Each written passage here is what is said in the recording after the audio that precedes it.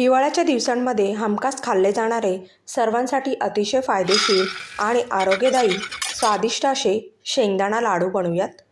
त्यासाठी गॅसवरती जाडबुडाची कढई ठेवायची, त्याच्यामध्ये अर्धा किलो शेंगदाणे घालून मध्यम आचेवरती थोडेसे जागळेपर्यंत खरपूस असे भाजून घ्यायचे। थंड होण्यासाठी भांड्यामध्ये बाजूला काढून घ्यायचे। शेंगदाणे थंड होतात तोपर्यंत अर्धा किलो गूळ चिरून घ्यायचा। शेंगदाणे थंड झाले की त्याची टरफलं न काढता ते पाकडून घ्यायचे। आता एका मिक्सरच्या भांड्यामध्ये थोडे थोडे करून शेंगदाणे, गूळ आणि सुंठ पावडर घालून 2 ते 3 वेळा पूर्णपणे बारीक न करता जाडसर असं वाटून घ्यायचं।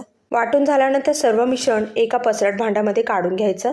हाताने एकदा छान मिक्स करून घ्यायचं। लाडू बनवण्यासाठी तुम्हाला ज्या आकाराचा लाडू बनवायचा आहे तेवढं मिश्रण हातामध्ये घ्यायचं, मुठीमध्ये दाबून गोळा तयार करून घ्यायचा आणि दोन्ही हाताने वळवत वळवत छान असा गोल लाडू तयार करून घ्यायचा। हाताला चिकटलेले मिश्रण अशा पद्धतीने काढून घ्यायचे आणि एकसारखे सर्व लाडू तयार करून घ्यायचे। मध्यम आकाराचे बरोबर 40 शेंगदाणा लाडू इथे तयार आहेत।